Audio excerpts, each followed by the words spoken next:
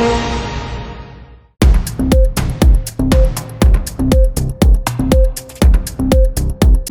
દર્શક મિત્રો, લોકમત ન્યૂઝ ચેનલમાં હું ભૂમિ મહેતા આપનું હાર્દિક સ્વાગત કરું છું।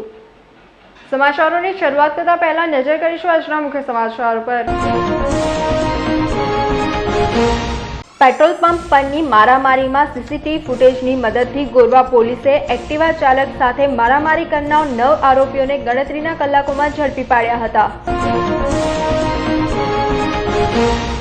ઇસ્કોન મંદિરમાં રાત્રિના શણગાર શયન અને પૂજાના 1.5 લાખ રૂપિયાના સોના ચાંદીના દાગીનાની ચોરી થઈ હતી। ગોત્રી પોલીસ, ક્રાઇમ બ્રાન્ચ અને પીસીબીની ટીમ દોડતી થઈ હતી। ચૂંટણીમાં મહત્તમ મતદારો પોતાના મતાધિકારનો ઉપયોગ કરે માટે મતદાન જાગૃતિ અભિયાન હાથ ધરાયું હતું। કમળાબેન બધિર વિદ્યાલય કારલીબાગ ખાતે દિવ્યાંગ બાળકો અને દિવ્યાંગ યુવા મતદારો દ્વારા રંગોળી મહોત્સવનું આયોજન કર્યું હતું। હવે જોઈએ વિગતવાર સમાચાર।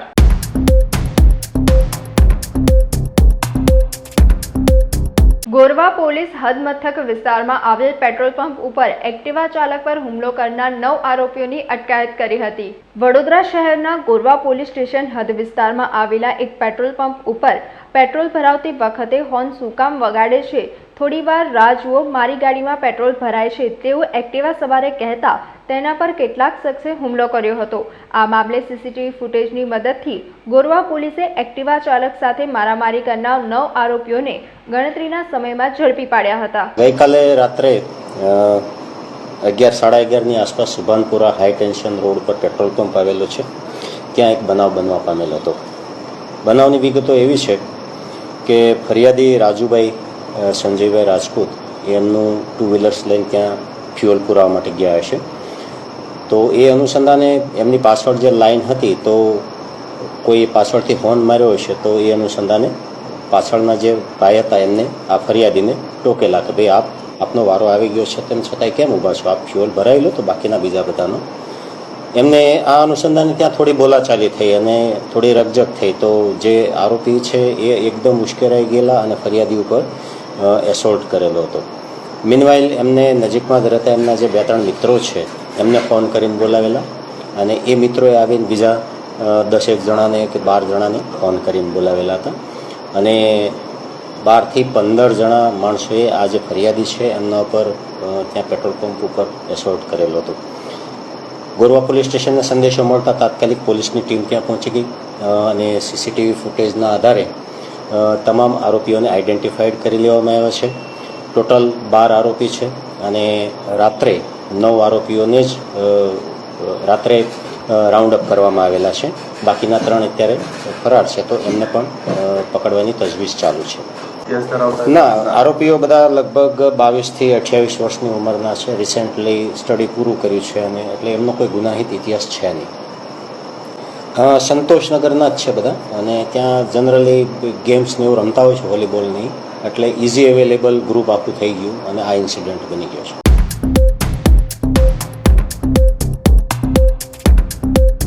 વડોદરાના ગોત્રી વિસ્તારમાં આવેલા ઇસ્કોન મંદિરમાં સોના ચાંદીના દાગીના 1.50 મત્તાની ચોરી થઈ હતી, જેના સીસીટીવી બહાર આવ્યા છે, જેને આધારે પોલીસે તસ્કરોને ઝડપી પાડવાના ચક્રો ગતિમાન કર્યા છે।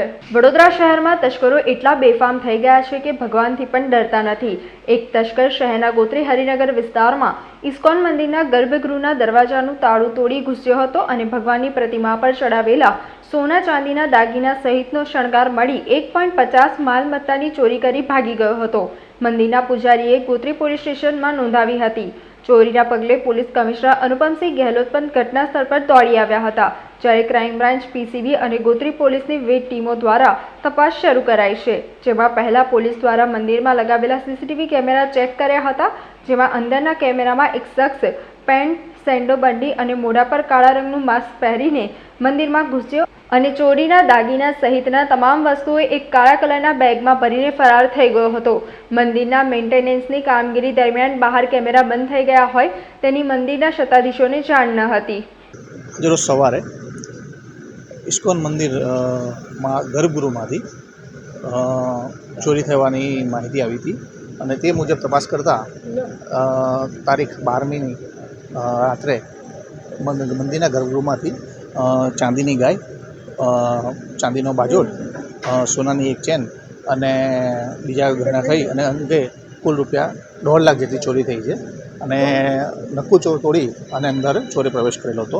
અત્યારે પોલીસ અલગ અલગ દિશામાં તપાસ કરી રહી છે અને સીસીટીવી ફૂટેજ અને ટેકનિકલ સર્વેલન્સ કરી અને આગળની કાર્યવાહી ચાલુમાં છે.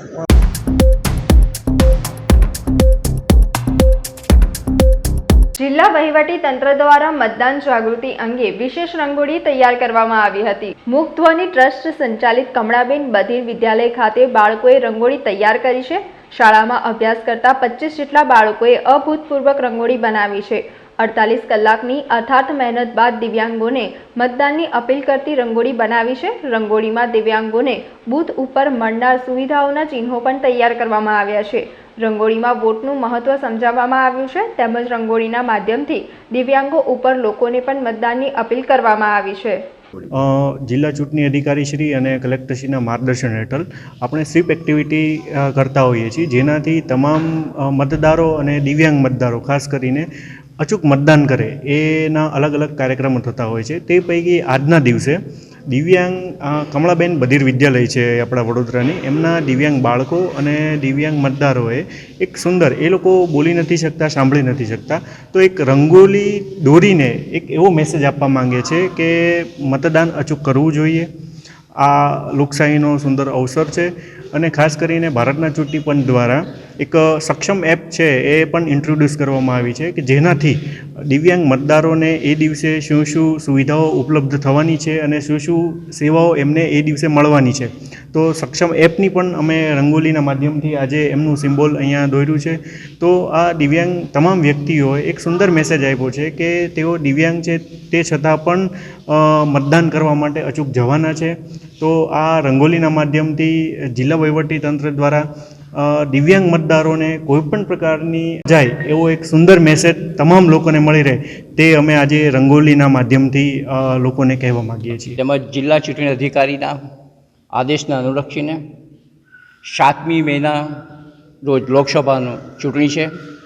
એને અનુલક્ષીને આજ રોજ મુક્ધ્વની ટ્રસ્ટ સંચાલિત મૂક બધીર બાળકોની કમળાબેન બધીર વિદ્યાલયના મૂક બધીર બાળકો મારફત સમાજને, વડોદરા શહેરના તમામ નાગરિકોને એક સંદેશ આપે છે કે આ લોકશાહીનો પર્વ આપણે સારી રીતે ઉજવવાનો છે અને આપણી સૌની એક પવિત્ર ફરજ છે કે આપણે સૌએ એક સાચા નાગરિક તરીકે આપણી પ્રમાણિકતા પ્રમાણે આપણે મતદાન કરવાનો આ રંગોળી મારફત એક સુંદર સંદેશો આપે છે. અને હું આ સંદેશાને આપના માધ્યમ મારફત શહેરના તમામ નાગરિકોને હું પણ મુક્ધ્વની ટ્રસ્ટના પ્રમુખ તરીકે આપ સર્વને વિનંતી કરું છું કે 7મી મે અચૂક મતદાન કરવું એ આપણી પવિત્ર ફરજ છે.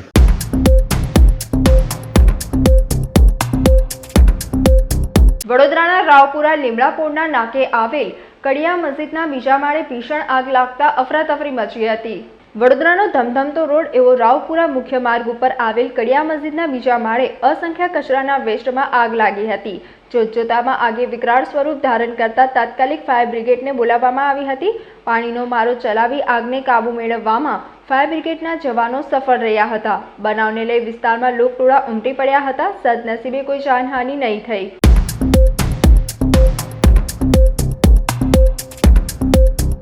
માં દશામાના જન્મદિવસના ઉપલક્ષમાં પ્રતિવર્ષની જેમ આ વર્ષે પણ વ્રજધામ સોસાયટીના પ્રાંગણમાં આવેલ માં દશામાના મંદિરે ભવ્ય ડાયરાનું આયોજન કરવામાં આવ્યું હતું. ડભોઈ બાગોડિયા રિંગ રોડ સ્થિત વ્રજધામ સોસાયટી ખાતે આવેલ માં દશામાના મંદિરે મયુરીબેન પવાર અને ચંદનસિંહ વાઘેલા દ્વારા છેલ્લા 10 વર્ષ ઉપરાંતથી માં દશામાના પ્રાગટ્ય દિન નિમિત્તે ડાયરાનું તેમજ ભંડારાનું આયોજન કરવામાં આવે છે. ત્યારે ગતરોજ રાત્રે ઉષ્મા પ્રજાપતિના કંઠે લોક ડાયરાનું ભવ્ય આયોજન કરવામાં આવ્યું હતું, જેમાં મોટી સંખ્યામાં વિસ્તારના રહીશો ઉપસ્થિત રહ્યા હતા. मेरा नाम दुर्वा चौरे है. मैं वृंदावन हाइट्स में रहती हूँ, नियर वाघोड़िया रोड, नियर तुलसी हाइट्स. कौन से स्टैंडर्ड में पढ़ती है तुम? 3rd स्टैंडर्ड में. पढ़ाई में कितना ध्यान देती है और कितना ध्यान ये आध्यात्मिक शक्तियों में देती है? सब मैं बराबर देती हूँ.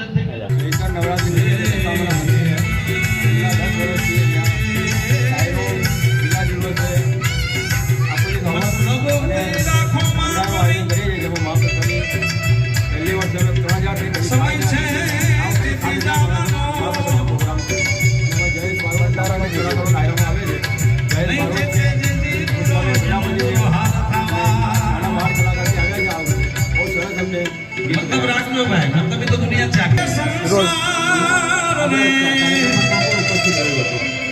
આ કાર્યક્રમમાં શ્રીવાસ્તવ અમારા પરમ મિત્ર હિરણભાઈ મોદી તમારી દરેક આવે છે આપે છે અને સપોર્ટ કરે છે.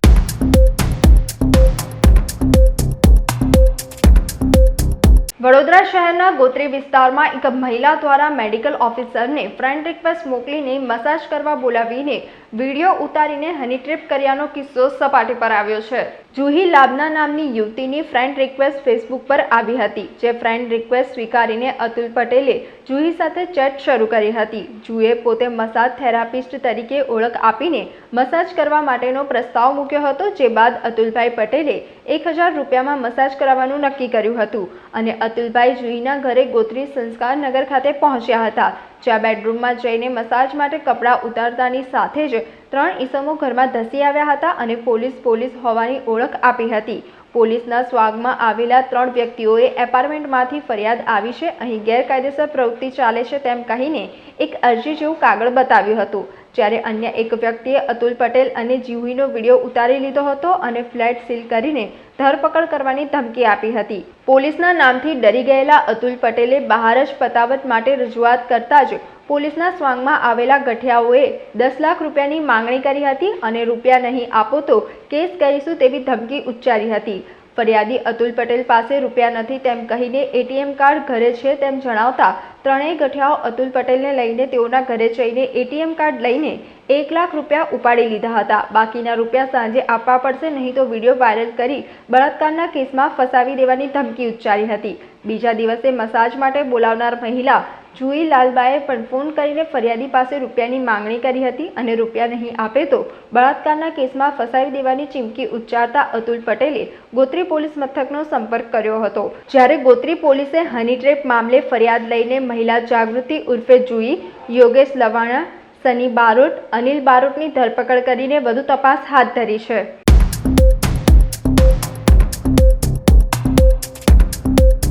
વડોદરા જિલ્લાના કરજણ તાલુકામાં દિલ્હી મુંબઈ એક્સપ્રેસ હાઈવે પર 2 ટ્રકો વચ્ચે અકસ્માતની ઘટના બની હતી. દિલ્હી મુંબઈ એક્સપ્રેસ હાઈવે પર કરજણથી પાદરા વચ્ચે અકસ્માત સર્જાયો હતો. રોડ પર બાજુમાં ઊભી રાખેલી પેન્ટ ભરેલી ટ્રક ગાડીમાં પાછળની ધડાકાભેર બીજી ટ્રક અથડાતા આગ ભભૂકી ઉઠી હતી. કલર પેન્ટ ભરેલી ગાડીમાં પંચર થતા રોડ પર બાજુમાં ઊભી રાખી હતી.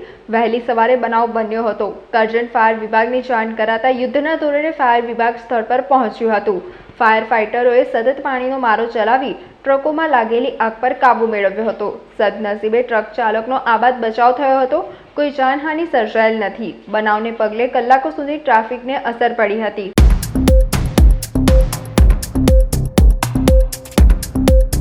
વડોદરાના માંજલપુર ગામ ખાતે પણ ક્ષત્રિય સમાજ દ્વારા રૂપાલાના વિરોધમાં બેનરો લગાવવામાં આવ્યા હતા. કેન્દ્રીય મંત્રી પુરુષોત્તમ રૂપાલાએ કરેલા નિવેદનનો દેશભરમાં વિરોધ થઈ રહ્યો છે. ક્ષત્રિય સમાજમાં ભારે રોષ ફેલાયો છે અને ક્ષત્રિય સમાજ દ્વારા પુરુષોત્તમ રૂપાલાની ઉમેદવારી રદ કરવા માંગણી સાથે વિરોધ પ્રદર્શન કરવામાં આવી રહ્યા છે. ત્યારે વડોદરા શહેરના માંજલપુર ગામ ખાતે પણ ક્ષત્રિય સમાજ દ્વારા પુરુષોત્તમ રૂપાલા વિરુદ્ધ બેનરો લગાવી વિરોધ કરવામાં આવ્યો હતો. એક જ છે કે ખાલી આ બેનર નથી, આ ચીમકી છે અને આ તો ખાલી ટેલર છે. આ ટેલર જે પિક્ચર આખું બાકી છે. જો બીજેપીની સરકાર એવું માનતી હોય ને કે ક્ષત્રિય સમાજને દબાઈશું અને ક્ષત્રિય સમાજ હું કરી લેશે, તો મેં જાહેર સોશિયલ મીડિયાના માધ્યમથી કહેવા માંગીશ કે ક્ષત્રિય સમાજ છે, ક્ષત્રિય સમાજ હંમેશા છે ને કુરબાની આપી છે અને અમને મારવાથી કંઈ ફરક નથી પડતો.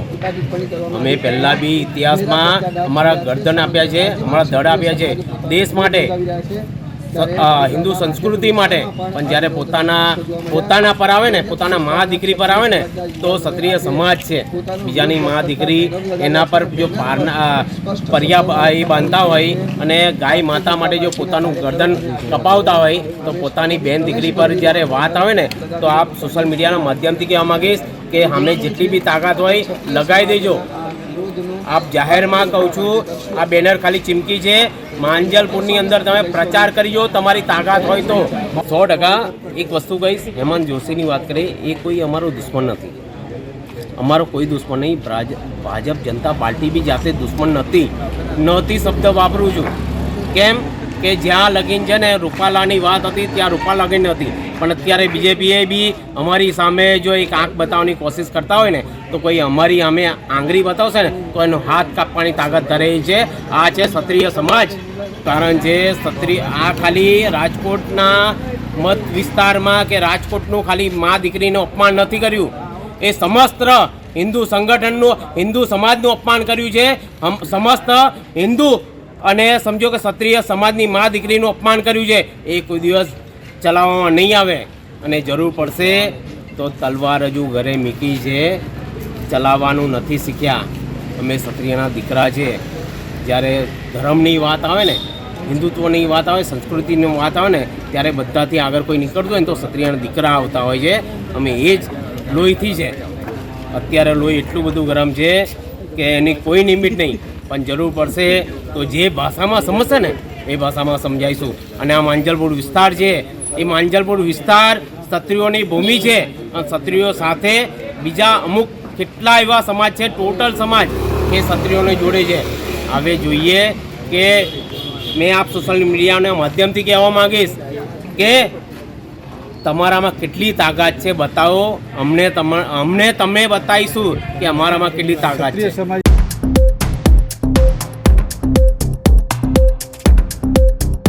MS યુનિવર્સિટીની બોયઝ હોસ્ટેલમાં ફરી એક વખત મારામારીની ઘટના બની હતી. વડોદરા શહેરની MS યુનિવર્સિટી મારામારીના તબક્કે પ્રથમ નંબરે આવે છે. યુનિવર્સિટીમાં છાસવારે મારામારીના બનાવો બનતા હોય છે. ત્યારે કેટલાક બનાવો પોલીસ ચોપડે નોંધાતા હોય છે, ત્યારે અન્ય બનાવોમાં સમાધાન થઈ જતું હોય છે. ત્યારે યુનિવર્સિટી બોયઝ હોસ્ટેલમાં આવેલી સેન્ટ્રલ કેન્ટીનમાં પણ એવો જ એક મારામારીનો બનાવ ગત રાત્રિના સમયે બન્યો હતો. સેન્ટ્રલ કેન્ટીનમાં કામ કરતા મુકેશ જોશી નામના વ્યક્તિએ કોઈ બિહારી ગ્રુપના વિદ્યાર્થીઓને મારામારી કરીને ફરાર થઈ ગયા હતા. સાથે આ મારામારી કરનાર વ્યક્તિ હોસ્ટેલ બહારનો છે. ત્યારે આ બિહારી વિદ્યાર્થી દ્વારા નજીવી બાબતે બોલાચાલી બાદ ગેબી બહાર મારતા મુકેશ જોશીના હાથના ભાગે ગંભીર ઈજાઓ પહોંચી હતી. ત્યારે એવું કહેવામાં આવે છે કે મારામારી કરવામાં NV હોલના વિદ્યાર્થીઓ તેમજ SP હોલના વિદ્યાર્થીઓ પણ સામેલ હતા. ત્યારે NV હોલમાં લાગેલા CCTVમાં વિદ્યાર્થીઓના લોકટોળા અને સયાજીગંજ પોલીસની ગાડી સ્પષ્ટપણે નજરે જોવા મળી રહી છે. ત્યારે ઘણા બધા સવાલનો સેન્ટ્રલ કેન્ટીન ચલાવતા સંચાલક પર ઊભા થાય છે કે વર્ષોથી તેમની પાસે કેન્ટીનનો કોન્ટ્રાક્ટ હોવા છતાં આજ દિન સુધી તેઓએ કેન્ટીનમાં CCTV કેમેરા કેમ નથી લગાવ્યા? જો કેમેરા લગાવ્યા હોત તો આ મારામારી કરનાર શખ્સની ધરપકડ થઈ ગઈ હોત. ત્યારે હવે જોવું રહ્યું કે આટલી ગંભીર પ્રકારની મારામારી બાદ પણ સેન્ટ્રલ કેન્ટીનના સંચાલક CCTV લગાડે છે કે નહીં. ગઈકાલે આપણે એક થમ્સઅપની બોટલ લીધી હતી, એના 40 રૂપિયા પ્રાઇસ હતા અને એક સેવની બાબત માટે ને ઓછી આપેલી હતી ને કે દાદા વધારે આપે છે ને તમે ઓછી આપી. કોઈ તમે કંઈ ઉખાડી નહીં પાવો, હું બધું લઈ લઈશું, તમારે લઈશું ને તમે વધારે કરશો તમારાથી હું લઈ લઈશું ને. તમારે ફેટ પકડીને મારી ચેન તોડી નાખી, મને માર્યો ને પછી ટેબલ વેબલ ખુરશી બધી તોડીને બબાલ કીધી. બધા કોલેજના સ્ટુડન્ટ બહાર આવેલા, ભણતા છોકરા બધા, એને હોલના સરદાર પટેલના મુનસી હોલના બધા છોકરા બહાર આવેલા. કોણ હતું? બિહારનો સ્ટુડન્ટ હતો. નામ એનું સરનામું નહીં આવ્યું. કાલે પોલીસ કરવામાં આવેલી હતી, એનું સરનામું નહીં. 4 જણા હતા, સાદા હતા 4 જણા. એક વ્હાઇટ ટી શર્ટમાં હતો, એક ભૂરો હતો, એક સવારે મળ્યો હતો. પીધેલા હતા 3 જણા પીધેલા હતા. મારવા તો ઊભા થઈ ગયા, માર્યા, પછાડી દોડ્યા.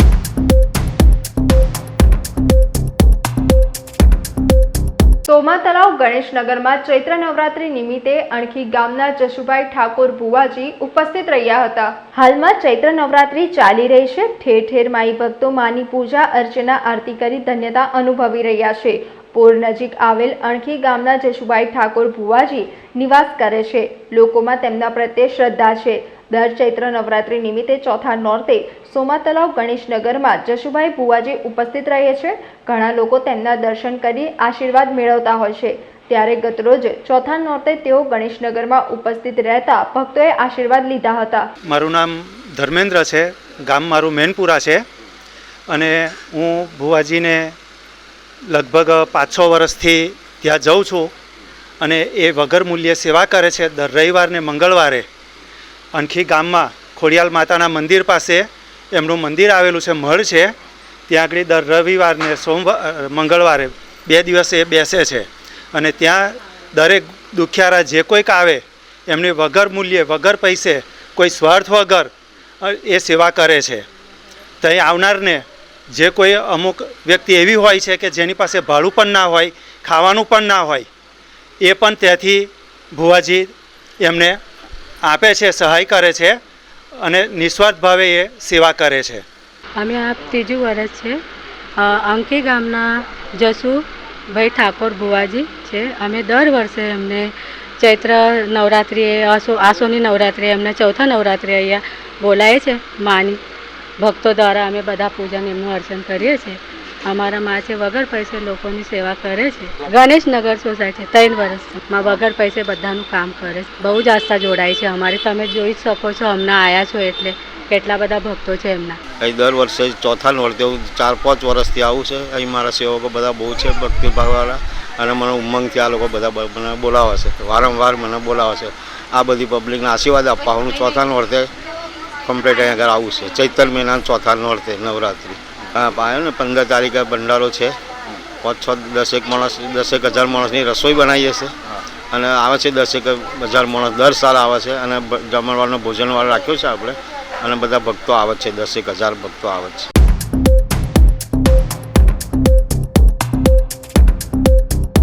વડોદરાના ગોરવા લક્ષ્મીપુરા રોડ વિસ્તારમાં થોડા દિવસ પહેલા અકસ્માત થયો હતો. અકસ્માતને પગલે વોર્ડ નંબર 9 યુવા કાઉન્સિલર શ્રીરંગ રાજેશ આયરે દ્વારા અકસ્માતના બનાવ અંગે સ્પીડ બ્રેકરની કામગીરી હાથ ધરવામાં આવી હતી.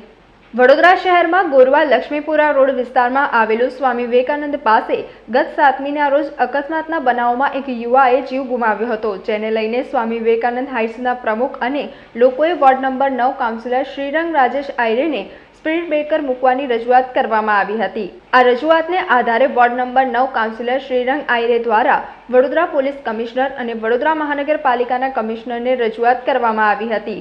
રજૂઆતને પગલે વોર્ડ નંબર 9માં આવેલ સ્વામી વિવેકાનંદ હાઇટ્સના વિભાગ 1 અને 2 TP 10 લક્ષ્મીપુરા પાસે વારંવાર થતા અકસ્માતને અટકાવવા તાત્કાલિક ટ્રાફિક શાખાના મદદથી ગત રાત્રે સ્પીડ બ્રેકર બનાવવાની કામગીરી વોર્ડ નંબર 9 કાઉન્સિલર દ્વારા કરવામાં આવી હતી, જેને લઈને અકસ્માતના બનાવો ઓછા થાય તે હેતુસર સ્પીડ બ્રેકરની કામગીરી હાથ ધરવામાં આવી હતી. અને સ્વામી વિવેકાનંદ હાઇટ્સના લોકોએ પૂર્વ કાઉન્સિલર રાજેશ આયરે અને યુવા કાઉન્સિલર શ્રીરંગ રાજેશ આયરેનો આભાર વ્યક્ત કર્યો હતો. મારા વિસ્તાર વોર્ડ નંબર 9ની અંદર રવિવાર 7 તારીખના દિવસે જે દુર્ઘટના બની હતી અને જે ડમ્પર ચાલક દ્વારા વિસ્તારના જે 2 રહીશો અકસ્માત થયા હતા, એમાંથી એક અકસ્માતને કારણે એક જે વ્યક્તિ હતા એમનું ઘટના સ્થળે મૃત્યુ થયું હતું, અને જે બીજા વ્યક્તિ હતા એમનું ગંભીર ઇજાઓ થઈ હતી.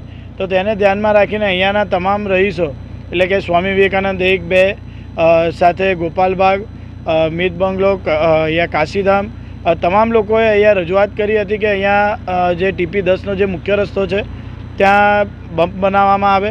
તો ટ્રાફિક શાખાની પરમિશન લીધા બાદ ટ્રાફિક શાખાએ અહીંયા પરમિશન આપી છે. ત્યારબાદ કોર્પોરેશનના માધ્યમથી આજના દિવસે અહીંયા બમ્પ બનાવવાની કામગીરી ચાલુ કરી દેવામાં આવી છે. વિસ્તારના તમામ લોકોએ જ્યારે અમારા પર વિશ્વાસ મૂક્યો હોય તો અમે 4 કાઉન્સિલરોના માધ્યમથી આ રજૂઆતો કરવામાં આવી હતી, અને ત્યારબાદ આજના દિવસે અહીંયા બમ્પનું કામ ચાલુ કરી દેવામાં આવ્યું છે.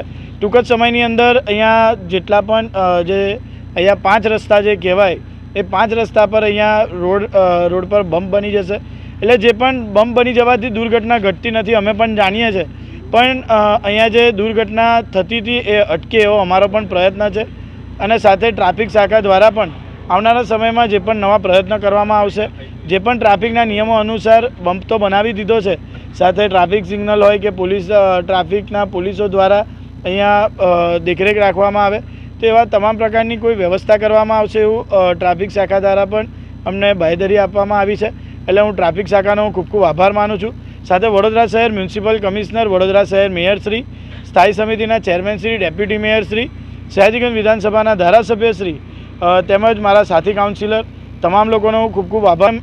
એ લોકોએ આપણી જોડે માંગણી કરી છે અને અમે તમામ લોકો એકત્રિત થઈને તેમના કામ પૂરા કરવા માટે અગ્રેસર રહ્યા છે.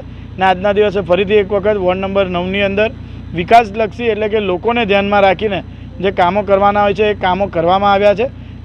જે આજના દિવસે આ કામ થયું છે એ બદલ અહીંયાના તમામ લોકોએ પણ અમારો અહીંયા અમને તેમના વતી ઘણી વખત કાગળો પણ આપવામાં આવ્યા હતા કે આ બમ્પ થઈ જાય તો આજના દિવસે આ થઈ ગયા છે. અને વડોદરા શહેર કમિશનરનો, મ્યુનિસિપલ કમિશનરશ્રીનો અને પોલીસ કમિશનરશ્રીનો સાથે ધારાસભ્યશ્રીનો હું ખૂબ ખૂબ આભાર માનું છું. આજરોજ જે અમારી રજૂઆત જે કરવામાં આવી હતી, જે કોર્પોરેટર શ્રી શ્રીરંગભાઈ છે, તો જે બીજેપીવાળા છે એમને ટીમને એ દિવસે રજૂઆત કરવામાં આવી હતી તે પ્રમાણે જે સ્પીડ બ્રેકર અમારે ત્યાં બને છે. કારણ કે રવિવારના દિવસે બહુ ગંભીર અકસ્માત થયો હતો, જેમાં 2 છોકરાઓ બાઇક લઈને આવતા હતા અને 11 વાગ્યાના ટાઈમે જે ડમ્પર એમની ઉપર ફરી વળ્યું, એક્સિડન્ટ થતાં ઓન ધ સ્પોટ એમની ઉપર ટાયર ફરી ગયું અને ઓન ધ સ્પોટ ઉપર જે છોકરો હતો ચલાવનાર એ તે વખતે મૃત્યુ પામ્યો હતો. એક બહુ દુઃખદ ઘટના હતી અને સોસાયટીના મેમ્બરોએ જે રજૂઆત કરી હતી ભેગા મળીને અને સંવેદના ભેગી કરી હતી, તો તે વખતે અમારા જે રાજેશભાઈ છે કે શ્રીરંગભાઈ છે કે જે અમારા નરસિંહભાઈ છે કે જે બી કોર્પોરેટરને જે ભાજપ જે નેતાઓ આવી ગયા હતા અને અમારી રજૂઆત સાંભળી અને ઓન ધ સ્પોટ 3 દિવસ થયા છે. તો આજે શુક્રવાર કે મંગળવાર કે આજના દિવસમાં અત્યારે કામ ચાલુ થઈ ગયેલું છે. તો ખૂબ ખૂબ ધન્યવાદ છે કે આ રીતે જો કામ થશે તો અમે બી તમને સપોર્ટ આપીશું.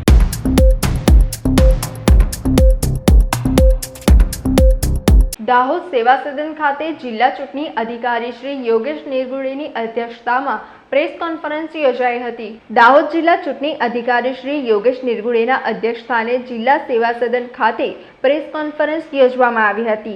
આ પ્રેસ કોન્ફરન્સ દરમિયાન જિલ્લા ચૂંટણી અધિકારી શ્રી યોગેશ નિર્ગુડેએ જણાવ્યું હતું કે ચૂંટણી પંચનું જાહેરનામું તથા ચૂંટણી નોટિસ બહાર પાડવાની તારીખ 12 એપ્રિલ 2024 છે.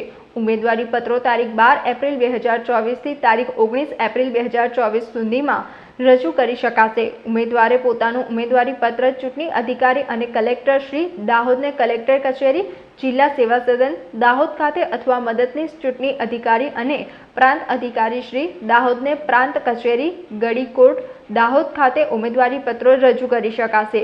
ઉમેદવારી પત્રોની ચકાસણી તારીખ 20 એપ્રિલ 2024ના રોજ જિલ્લા ચૂંટણી અધિકારી શ્રી સમક્ષ કરવામાં આવશે. ઉમેદવારી પાછી ખેંચવાની છેલ્લી તારીખ 22 એપ્રિલ 2024 છે. મતદાન તારીખ 7 મે 2024ના રોજ સવારે 7 થી સાંજે 6 વાગ્યા સુધી રહેશે. આ પ્રેસ કોન્ફરન્સ નિમિત્તે નાયબ મદદનીશ ચૂંટણી અધિકારી શ્રી હેતલ વસૈયા તેમજ નાયબ માહિતી નિયામક શ્રી S.J. બલેવિયા ઉપસ્થિત રહ્યા હતા. સભાની ચૂંટણી માટે જાહેરનામું નોટિફિકેશન આવી ગયેલું છે. આજથી નોમિનેશનની પ્રક્રિયા જો છે એ શરૂ થઈ ગઈ છે અને 19 તારીખના બપોરના 3 વાગ્યા સુધી ઈચ્છુક ઉમેદવારો જો છે આપનું નોમિનેશન ફાઇલ કરી શકે છે. 20મી તારીખે એની સ્ક્રુટિની કરવામાં આવશે અને 22મી તારીખના 3 વાગ્યા સુધી એનું વિડ્રોવલ થઈ શકે છે. 22 તારીખે 3 વાગ્યા પછી ફાઇનલ ઉમેદવારોની યાદી નક્કી કરવામાં આવશે અને એના પછી ચૂંટણી યોજવામાં આવશે. આપની ચૂંટણી જો છે એ 7 મે 2024ના દિવસે થવાની છે, મંગળવારના દિવસે.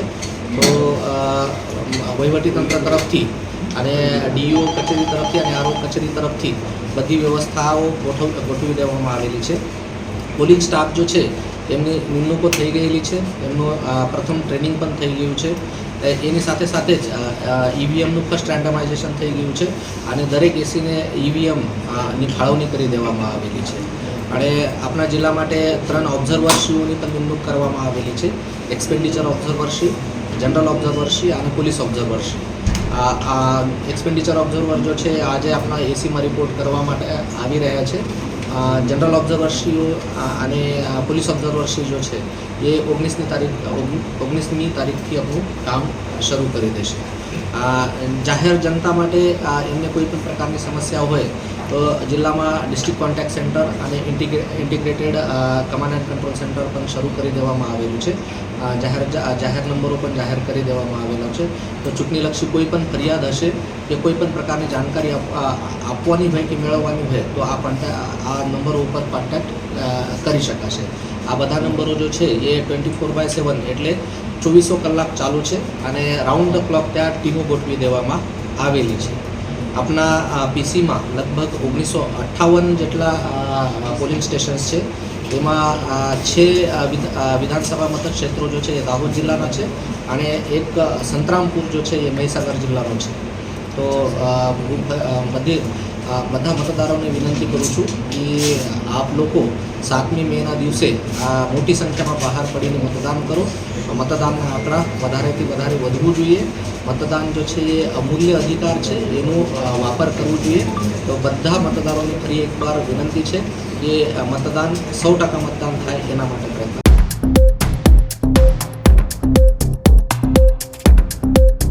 લોકસભાની 2024ની ચૂંટણીને ધ્યાનમાં રાખીને તિલકવાડા પીએસઆઈ જે.એમ. લટાણીની આગેવાની હેઠળ પોલીસ કર્મી અને CISF જવાનો દ્વારા ફ્લેગ માર્ચ યોજાઈ હતી. આગામી સમયમાં લોકસભા 2024ની ચૂંટણી આવી રહી છે, ત્યારે આ ચૂંટણી માટે તમામ પાર્ટીઓ દ્વારા પોતાના ઉમેદવારીની જાહેરાત પણ કરી દેવામાં આવી છે.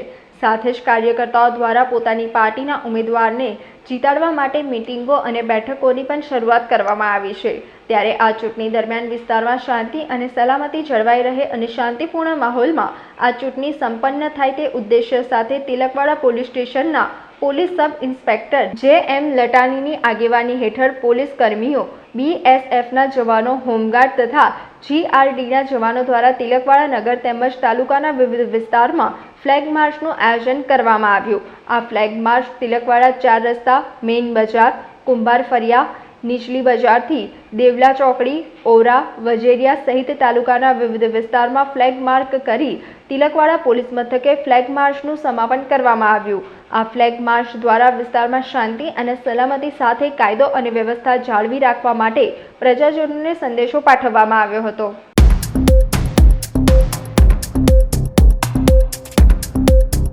નર્મદા નદીની પરિક્રમા કરવા માટે દૂર દૂરથી શ્રદ્ધાળુઓ આવી રહ્યા છે. પરિક્રમા કરીને ધન્યતા અનુભવી રહ્યા છે.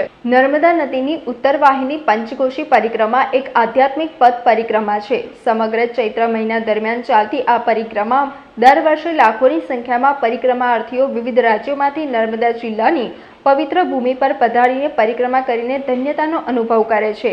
આ વખતે વડોદરાથી પરિક્રમા અર્થે તેમના મિત્ર મંડળ સાથે આવેલા શ્રી સંજય બંદેલે જિલ્લા વહીવટી તંત્ર દ્વારા કરવામાં આવેલી સુવિધાઓ નિહાળી ખુશી વ્યક્ત કરતા જણાવ્યું કે હું છેલ્લા 5 વર્ષથી નર્મદા પંચકોશી પરિક્રમા કરી રહ્યો છું. આ વખતે નર્મદા જિલ્લા વહીવટી તંત્ર દ્વારા આરોગ્ય, રોડ, વીજળી, પાણી, પાર્કિંગ, નાવડી સહિત ભાવિક ભક્તોની સુરક્ષા અને સલામતી માટે પૂરતો બંદોબસ્ત ગોઠવીને ખૂબ જ સારી સુવિધા ઊભી કરી છે, જે શ્રદ્ધાળુઓ માટે મોટી પરિક્રમા કરવી શક્ય નથી. નર્મદા જિલ્લામાં નાનોદના રામપુરા ગામથી પ્રારંભાથી અને પરત ત્યાં જ પૂર્ણ થતી ઉત્તર વાહિની પંચકોશી પરિક્રમા કરીને પુણ્ય મેળવી પોતાનું જીવન ધન્ય બનાવી રહ્યા છે. અમે નર્મદા જિલ્લા વહીવટી તંત્રનો આભાર વ્યક્ત કરીએ છીએ. અમે 5 વર્ષથી નર્મદા પરિક્રમા કરીએ છીએ અને આ વર્ષે પણ કરી છે. અને આ વખતે અમારે એના અંદર સુવિધા એટલી બધી સારી કરી છે ગવર્મેન્ટે કે જે રોડ, રસ્તા, પાર્કિંગ, અધર બધી વસ્તુઓ બહુ સારી કરી છે. અને આ નર્મદા પરિક્રમા એક બહુ મોટી પરિક્રમા કહેવાય છે કે જે લોકો 3-3 વર્ષ કરે છે, આ એક દિવસમાં યા 5 કલાકમાં કરી શકે છે માણસ, અને પુણ્યનું કામ છે. સમાચારોના અંતમાં એક નજર કરીશું આજના મુખ્ય સમાચાર પર. પેટ્રોલ પંપ પરની મારામારીમાં સીસીટીવી ફૂટેજની મદદથી ગોરવા પોલીસે એક્ટિવા ચાલક સાથે મારામારી કરનાર 9 આરોપીઓને ગણતરીના કલાકોમાં ઝડપી પાડ્યા હતા. ઇસ્કોન મંદિરમાં રાત્રિના શણગાર, શયન અને પૂજાના 1.5 લાખ રૂપિયાના સોના ચાંદીના દાગીનાની ચોરી થઈ હતી. ગોત્રી પોલીસ, ક્રાઇમ બ્રાન્ચ અને પીસીબીની ટીમ દોડતી થઈ હતી. ચૂંટણીમાં મહત્તમ મતદારો પોતાના મતાધિકારનો ઉપયોગ કરે માટે મતદાન જાગૃતિ અભિયાન હાથ ધરાયું હતું. કમળાબેન બધિર વિદ્યાલય કારલીબાગ ખાતે દિવ્યાંગ બાળકો અને દિવ્યાંગ યુવા મતદારો દ્વારા રંગોળી મહોત્સવનું આયોજન કર્યું હતું. તો આજના સમાચાર અહીંયા સમાપ્ત થાય છે. વધુ સમાચારો સાથે આવતીકાલે ફરીથી મુલાકાત થશે. ત્યાં સુધી લોકમત ન્યૂઝ ચેનલની સમગ્ર ટીમને રજા આપશો. નમસ્કાર.